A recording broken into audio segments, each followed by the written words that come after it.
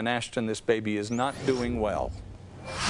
No, Bob. Officials say that its health is not improving this evening. She's at Primary Children's Hospital in extremely critical condition, suffering from hypothermia and malnutrition. Now doctors are actively working to save her life. But a guy who was just coming to get his clothes confused the gas for the brake, and he drove right through, knocking the window down. Bob and Hope, it's clear this community is mourning. Several people have stopped by and left flowers, stuffed animals, and notes, and even these Spider-Man balloons. Police say what happened is the train engineer came around this blind corner and saw the children and immediately hit his brakes. The two older children, who were 7, jumped from the tracks, but the little one, the 5-year-old, just froze. They broke in the side window. Here you can still see the glass they left behind. And yesterday it would have been 8, 10, maybe even 15 feet in some places. Wind and lightning knocked down trees. This one's in the middle of the road. To give you an idea of scale, I'm 5'10", and this is about 24 feet tall, 29 feet wide, and 51 feet long. Graphic designers say red, white, and blue works, but you can build a brand around a bolder color. They even have their own trading cards. Check these out. That one's cool. We are in the middle of the action here. We're actually in Spring Glen, where the kids from the local church are working at Spring Glen Park. You can just see how much debris came rolling down here. Entire trees just piled up in the middle of the road. This park here used to be a sandbox. And if you walk with me across the street, you can see they're working with some heavy machinery over here. These were the homes hit hardest by the flood. Their yards used to be grass, now they're just mud. They've had to take out a lot of things from their basements. The mud, muck, and debris washed over roads in a matter of minutes. It really didn't take long for water to move through, but the mess it left behind will be a problem for weeks. We're kind of notorious for flash flooding around here, so it happens, but I've never seen it back up the whole town like this. This is pretty unheard of, so. Nearly an inch of rain fell in 20 minutes. The water came on so hard and fast, and helper, all people could do is watch as it flooded Main Street. And just basically swished in and took all of the mud. We had about 6 inches total. The water came through here with such force it ripped this door in half and flooded the basement. A woman trapped inside had to swim to the stairs to get out. Everything down there was floating. I mean, TV, it was devastated. Justin Wild heard his basement window burst and saw the mud fill to the ceiling in a matter of minutes. We've lost a lot of them. So family heirlooms, we've lost a lot. And with so much lost, the focus now is on salvaging what's left. We're just sweeping out the mud, pressure washing the garage floor down just to get it all pushed out, and then we'll regrade and level after. But many homeowners say they found out after the storm they don't have flood insurance coverage. And even though the county expects federal assistance, it's help that feels very far away. I've never been to a point in my life that I've felt absolutely hopeless, and that's where I'm at right now, especially watching the clouds. And it makes me wonder if all the efforts that I've gone through and done today, if I'm just going to be doing it again tomorrow. He says at least this time they could try to prepare for whatever comes. That's the question on everybody's minds here. You can see over here, these ladies are going through some of the things they found in their basement, seeing what they can salvage and what they'll have to throw away. And this mud isn't going to be easy to get rid of. Check this out. It is now turning almost into cement, and this is at least a foot thick right here. They have a lot of cleanup to do. And now tonight, they're more focused on sandbagging and preparing for that next round of storms. Hope? Well, it's hard to believe that all of this has happened just in the past 24 hours, that all this damage occurred. Any news on, how long they think it's going to take them to sort through all that stuff and get back in the house before the next round of storms? You know, everybody's saying it's going to take weeks. Some people fared much better and they were able to clean it all out today. The roads are pretty clear. They were able to do that in a matter of hours, but this place isn't going to look normal for quite a while.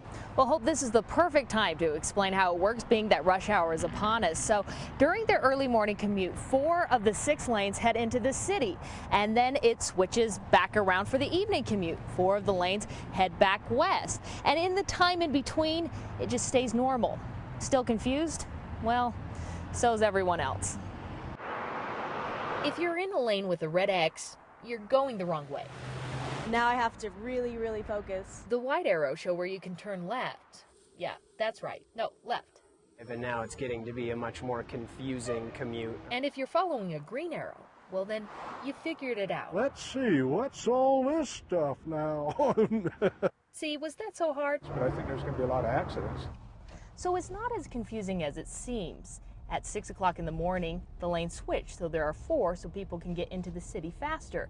And then at 3 o'clock, it switches back so people can get home faster. Normally, people are used to look at the lane lines on the ground. Now they have to look above their heads a little bit in order to see where they need to be. 40,000 cars travel this road every day. It's congested, but the city couldn't widen the road. We have too many businesses, too many homes. To widen this would have been extremely expensive. So UDOT had to make do with what it had by adding a flex lane. I think that'll save a lot of congestion in the long run. Many drivers don't like the flex lane now, but if it means they'll get home faster, well then, they'll be flexible too. I think it's a good idea. It definitely gets busy here during like rush hour, peak hours.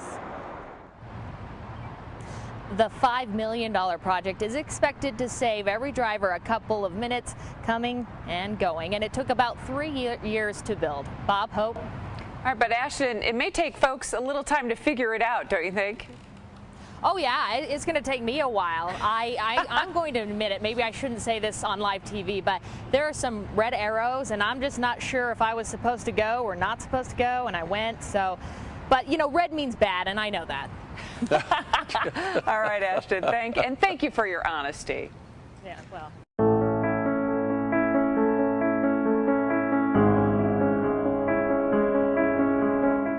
We are in Steamboat Springs, Colorado, at the ice castles. Beautiful ideas are often simple ones, like running water in sub-zero temperatures. Minus 20 probably, give or take. To build something that wouldn't naturally occur.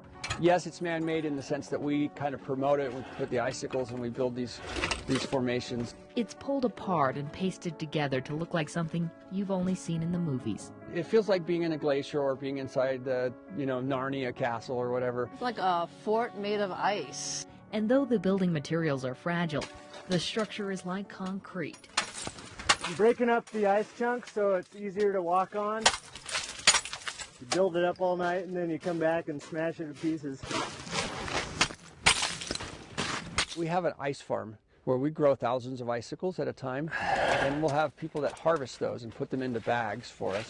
We'll add new ice to the structures and put more water on them when it's cold. We'll add a couple feet here and a couple feet there, and before too long, it's transformed itself over a week or two. The ice is then planted. Yeah, these are just super cool. Layer upon layer to eventually become 40-foot castle walls. And they're big and solid. It's a little bit of a challenge to kind of picture how it's going to grow, but it's also kind of fun. This is just so cool. And to think it all got started in some guy's backyard in Pleasant Grove. It's really grown from there. They now have a couple of locations across the country, and they haven't ruled out the idea of coming back to Utah.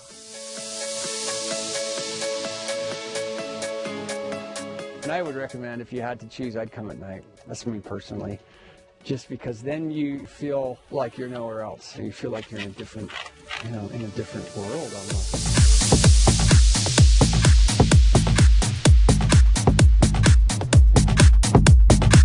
Over the years, he's pieced together the right way to build it.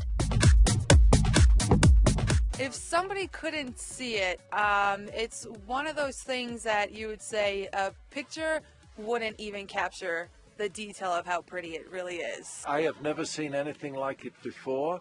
It's an amazing art form. Most of the art happens overnight. And they're easy to put them in any formation you want. As the ice farmers plant the icicles and let them grow. Walls can only go vertical for so long. We need to actually fill in this space in between them. Like the ice, the operation has grown more complex. The castles that were once in Alpine and Midway Sometimes when it gets this cold, they don't want to stick. They pop off as they freeze. are now in Steamboat Springs, Colorado and Minneapolis, Minnesota.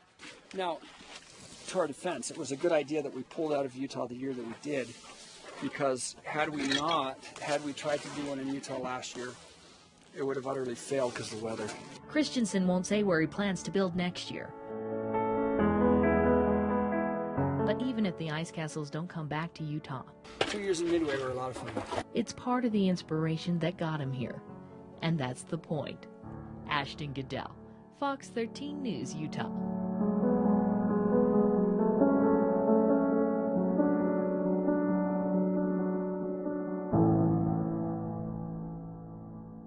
The Highliners prefer Rock Canyon in Provo, but they've set up lines all over Utah. I followed them for 3 days as they tried to walk a line nearly 100 feet off the valley floor. It didn't take long to figure out it's not as easy as they make it look. Wind adds a whole different element. It's so hard to walk a line in wind. Pray to the wind gods. I mean, you push through it and you walk the line because that's what we're here to do. Why does it feel so weird?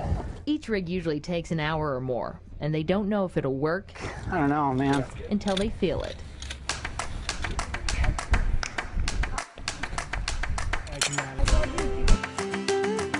With this wind, it's like walking on, it's like walking on a rope during an earthquake, I guess. After one walk, the wind forces them to call it a day.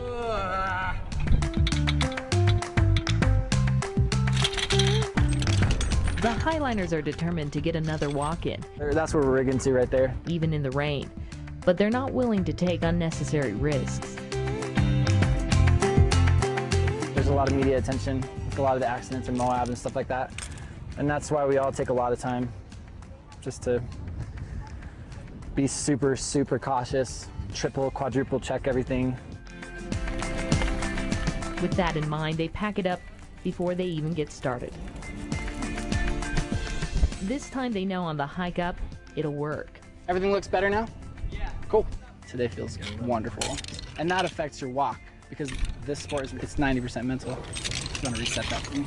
We're double checking each other. Cool. You know, he checks my side. It's actually pretty tight. I check his side, make sure everything's locked and ready to go. Highlining is all about trust. Trusting the line, trusting each other, because it's 90 feet down, 60 feet across.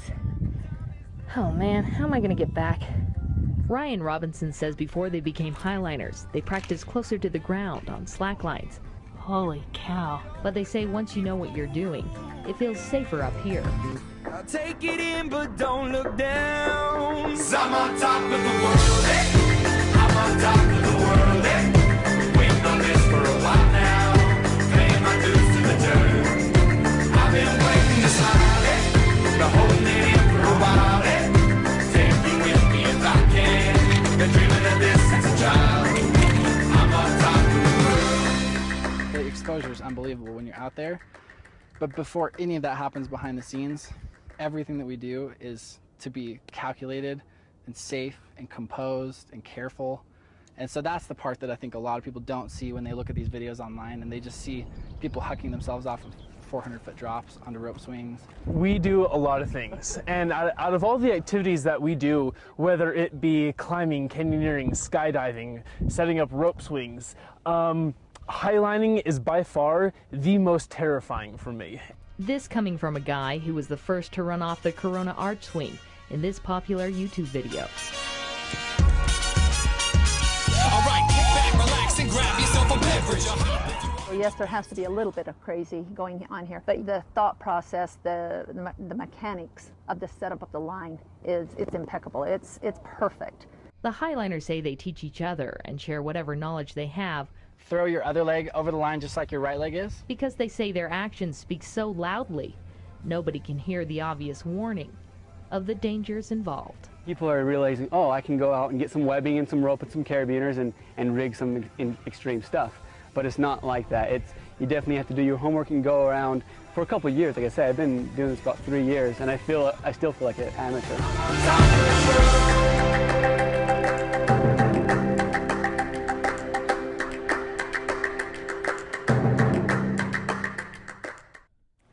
Highlining is dangerous, but not illegal in Utah's canyons. The experts recommend people start on slack lines and always go out with an experienced canyoneer. In studio, Ashton Goodell, Fox 13 News, Utah. The plane came off this runway, but the pilot didn't get the lift he needed. And though from the air this park would likely look like a flat, nice place to land, when he came up on this berm, he pulled a hard right, which caused him to bounce onto this soccer field about a half-mile from the runway. Witnesses watched as the plane, heavy with fuel, struggled to take off. Immediately I knew he was in trouble because he just wasn't gaining altitude. As the landing gears went down, people on the ground called 911, saying a plane was about to crash. I never got any higher than 40, 50 feet off the ground, and the initial hit was pretty hard where it bounced, and then it went down and on its belly. The 3 passengers inside couldn't get out. Witnesses say 2 women were moaning in pain and the pilot was unconscious. We were here at the right time. It just clicked in. We did what we had to do. What they had to do was pull them out of the wreckage quickly before the fuel caught fire and the plane exploded. I got the wife out, the right passenger, out of the plane first. She was the closest one. So I grabbed her, I unbuckled her, then I ran back to the plane and where 2 guys were already trying to get the pilot out, but at that time the plane really got engulfed in flames and I jumped in as well, and all 3 of us pulled him out and then dragged him to safety. But in this case, thank heavens that these people were willing to put themselves at risk to help this other family, because certainly with the injuries that have been described and the fire that ensued, it's easy to say that, yeah, some lives were saved by the quick action of these people. Aviation experts say from the look of it, the pilot only had a few seconds to react and made a quick decision to land in the empty park. There's a vulnerable point right there, and that's why whenever you're flying, you try to take off and get as much altitude as possible, so if you do have an engine out, you can return back. And it happens, but it's very, very rare. I think it could have been much worse if this was a Saturday. All the kids and the parents here, it was far a better situation than it could have been. The father and mother and daughter are expected to survive. They're from the Boise area and were on their way home. Live in West Jordan, Ashton Goodell, Fox 13 News, Utah. And I saw Sergeant Kelly, who's in the report there in his fatigues. Was he? I know there's an Army presence or a National Guard presence there at the airport. Was he on duty there? He was actually on his way to work at Camp Williams. He was stopped at a stoplight. He noticed that something wasn't quite right with that plane, so he rushed over to the park. But he says his training really kicked in and helped in this situation.